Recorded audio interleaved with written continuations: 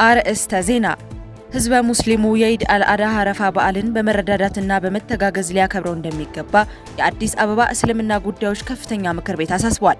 በዓሉን አቅመ ደካሞችንና ህሙማንን በመጠየቅና በመርዳት ለሀገር ሰላምና ለህዝቦች አንድነት በመስራት ማክበር እንደሚገባም ተገልጿል። ተጨማሪውን ይዘናል። በአጎራባች አፍሪካ ሀገራት የተከሰተው የኢቦላ ቫይረስ ወረርሽኝ ወደ ኢትዮጵያ እንዳይገባ ለመከላከል የቅድመ ዝግጅት ስራ እየተከናወነ መሆኑን ጤና ሚኒስቴር አስታወቀ። ሚኒስቴሩ በሁሉም ዓለም አቀፍ የየብስ መግቢያና መውጫ ኬላዎች እንዲሁም በአየር ማረፊያዎች ጥብቅ የልየታና የቅኝት ስራዎችን እያከናወነ እንደሚገኝ ገልጿል። ቀዳሚ ጉዳያችን ነው። የኢትዮጵያ ብሔራዊ ባንክ ወደ ቻይና የሚላኩ ምርቶች የወጪ ንግድ ፈቃድ ላይ የጣለውን ገደብ ማንሳቱን አስታውቋል። በመሆኑም ከዛሬ ግንቦት 18 ቀን 2018 ዓ.ም ጀምሮ ወደ ቻይና የሚላኩ ማናቸው ምርቶች ላይ የወጪ ንግድ ምርቶችና ተያያዥ አገልግሎቶችን በሀገሪቱ ውስጥ ፈቃድ ባላቸው በሁሉም ባንኮች በኩል መስተናገድ እንደሚችሉ ገልጿል። የምናጋራችሁ መረጃችን ነው። አሜሪካ በኢራን ደቡባዊ ክፍል ጥቃት መፈጸሟ ተገልጿል። የአሜሪካ ማዕከላዊ እዝ እንዳስታወቀው በደቡባዊ ኢራን የተፈጸመው ወታደራዊ ጥቃት ዋና ዓላማው ከኢራን መንግስት ጋር በመካሄድ ላይ ካለው የተኩስ አቁምና የዲፕሎማሲያዊ ድርድር ጥረቶች ጎን ለጎን የአሜሪካ ወታደሮችን ደህንነት ለማረጋገጥ ነው ብሏል። እናስደምጣቸዋለን። ጤና ይስጥልኝ ሀገሬ ቴሌቪዥን ተመልካቾቻችን እንደምን ቆይታችኋል? ከሀገር ውስጥ እንዲሁም ከውጭ ያዝናቸውን የዕለቱን የምሳሳት ዜናዎች ወደ እናንተ ማድረስ ጀምረናል። ምህረት ደግፍ ከዜናዎቹ ጋር አብሬያችሁ ቆያለሁ። ህዝበ ሙስሊሙ የኢድ አልአድሃ አረፋ በዓልን በመረዳዳትና በመተጋገዝ ሊያከብረው እንደሚገባ የአዲስ አበባ ከተማ እስልምና ጉዳዮች ከፍተኛ ምክር ቤት አሳስቧል። የምክር ቤቱ ተቀዳሚ ምክትል ፕሬዝዳንት ሻሂ መሐመድ ሸሪፍ 1447ኛውን የኢድ አልአድሃ አረፋ በዓልን አስመልክቶ ዛሬ በሰጡት መግለጫ በዓሉ የነብዩ ኢብራሂም ታማኝነት፣ መስዋዕትነትና ትዕግስት የሚታወስበት በመሆኑ ህዝበ ሙስሊሙ መንፈሳዊ እሴቱን ጠብቆ ሊያከብረው እንደሚገባ አሳስበዋል። በዓሉን አቅመ ደካሞችንና ህሙማንን በመጠየቅ እንዲሁም በመርዳት ለሀገር ሰላምና ለህዝቦች አንድነት በመስራት ማክበር ይገባልን ብለዋል። የኢድ አልአድሃ የሰላት ስነ ስርዓትን በጥሩ ሁኔታ ለማከናወን የአዲስ አበባ ስቴዲየምን ጨምሮ በተለያዩ አካባቢዎች የመስገጃ ቦታ ዝግጅት መጠናቀቁንና የኢድ ሶላት ጠዋት 2 ሰዓት ላይ እንደሚከናወንም ተገልጿል። የበዓሉ ዋነኛ መገለጫ የሆነው የመስዋዕት እርድ በሸሪዓው የተቀመጠለትን የጤንነትና የንብረት ባለቤትነት መስፈርቶች ያሟላ መሆን እንዳለበትም ከፍተኛ ምክር ቤቱ አሳስቧል። ሙስሊሙ ማህበረሰብ በሰባተኛው ሀገራዊ ምርጫ በንቃት እንዲሳተፍ እና የበኩሉን ሚና እንዲጫወትም ተቀዳሚ ምክትል ፕሬዝዳንቱ ጥሪ አቅርበዋል። እንዲሁም የእንኳን አደረሳችሁ መልካም ምኞት መልእክታቸውንም አስተላልፈዋል። በአጎራባች አፍሪካ ሀገራት የተከሰተው የኢቦላ ቫይረስ ወረርሽኝ ወደ ኢትዮጵያ እንዳይገባ ለመከላከል የቅድመ ዝግጅት ስራ እየተከናወነ መሆኑን ጤና ሚኒስቴር አስታውቋል። ሚኒስቴሩ ከኢትዮጵያ ሕብረተሰብ ጤና ኢንስቲትዩት ጋር በመተባበር በሁሉም ዓለም አቀፍ የየብስ መግቢያና መውጫ ኬላዎች እንዲሁም በአየር ማረፊያዎች ጥብቅ የልየታና የቅኝት ስራዎችን እያከናወነ እንደሚገኝም አስታውቋል። የጤና ተቋማትን ዝግጁ የማድረግ የላቦራቶሪ ምርመራ አቅምን የማሳደግና አስፈላጊ የሕክምና ግብዓቶችን የማሟላት ተግባራት በትኩረት እየተከናወኑ መሆናቸውም ተገልጿል። ምንም እንኳን በሽታው ከፍተኛ የስርጭትና የሞት ምጣኔ ቢኖረውም እስካሁን በኢትዮጵያ በቫይረሱ የተጠረጠረም ሆነ የተያዘ ሰው አለመገኘቱን ሚኒስቴሩ አረጋግጧል። የዓለም ጤና ድርጅት በቅርቡ ባወጣው መረጃ መሰረት በዲሞክራቲክ ሪፐብሊክ ኮንጎና በኡጋንዳ በቡንዲቡጊዮ ዝርያ የሚመጣ የኢቦላ ቫይረስ ተከስቷል። እስከ ግንቦት 16 ቀን 2018 ዓ.ም ድረስ በእነዚሁ ሀገራት 101 በላቦራቶሪ የተረጋገጡ ታማሚዎች የተመዘገቡ ሲሆን ከ900 በላይ የሚሆኑ ከታማሚዎች ጋር ንክኪ ያላቸው ተጠርጣሪዎችም በሕክምና ክትትል ላይ ይገኛሉ። የኢትዮጵያ ብሔራዊ ባንክ ወደ ቻይና የሚላኩ ምርቶች የውጭ ንግድ ፈቃድ ላይ የጣለውን ገደብ ማንሳቱን አስታውቋል።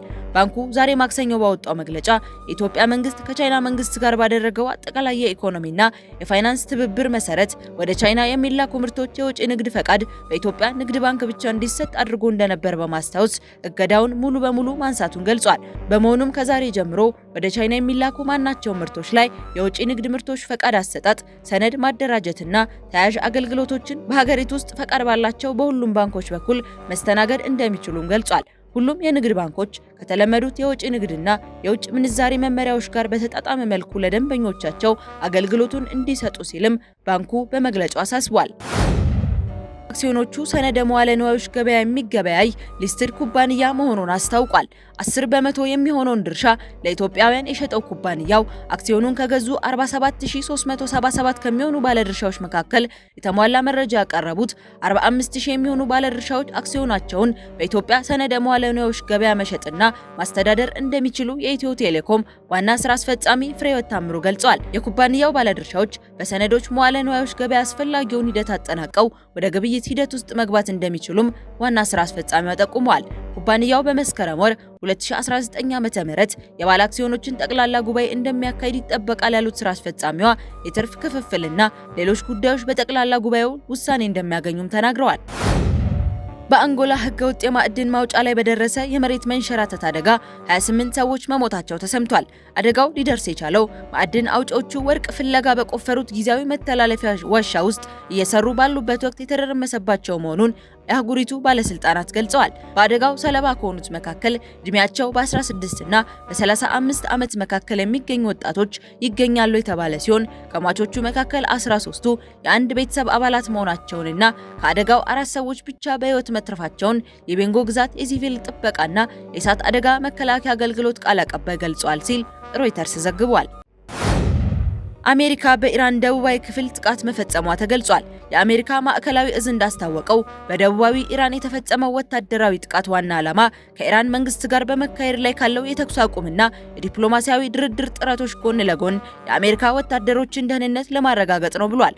ጦሩ ትላንት ማምሻውን ባወጣው ይፋዊ መግለጫ ከቴህራን ጋር ዲፕሎማሲያዊ ውይይቶች እየተካሄዱ ባሉበት በአሁኑ ወቅት በደቡባዊ ኢራን ሚሳኤል ማስወንጨፊያ ጣቢያዎችንና በባህር ላይ ፈንጂዎችን ለማጥመድ ሙከራ ያደርጋሉ የተባሉ ጀልባዎችን ኢላማ ያደረገ የራስ መከላከያ ጥቃት መፈጸሙን አረጋግጧል።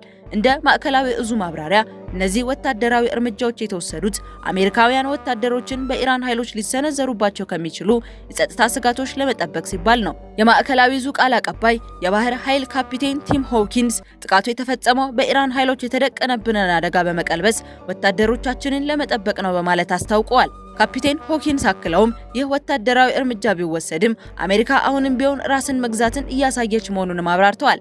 የአሜሪካ ማዕከላዊ እዝ አሁን እየተካሄደ ባለው የተኩስ አቁም ሂደት ውስጥ ኃላፊነት የተሞላበትን መቻቻልን በተግባር እያሳየ ኃይሎቹን መከላከሉን ይቀጥላል ሲሉም ቃል አቀባዩ አጽንኦት ሰጥተዋል።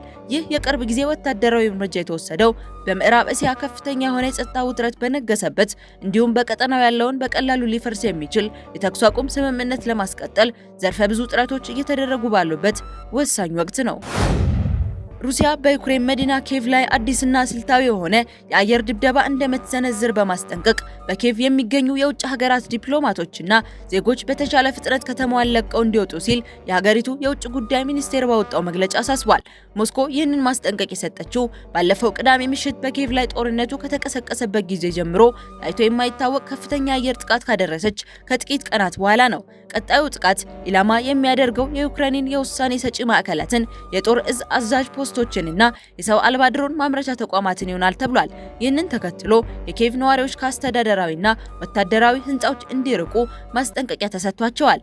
የአውሮፓ ህብረት በበኩሉ ዲፕሎማቶቹ በኪየቭ እንደሚቆዩና ዩክሬንን መደገፋቸውን እንደሚቀጥሉ አስታውቋል ሲል ቢቢሲ ዘግቧል። ተመልካቾቻችን ለሰዓቱ ያዝናቸው መረጃዎቻችን እነዚህን ይመስሉ ነበር። ከቀሪ የሀገሬ ቴሌቪዥን ፕሮግራሞች ጋር መልካም ቆይታ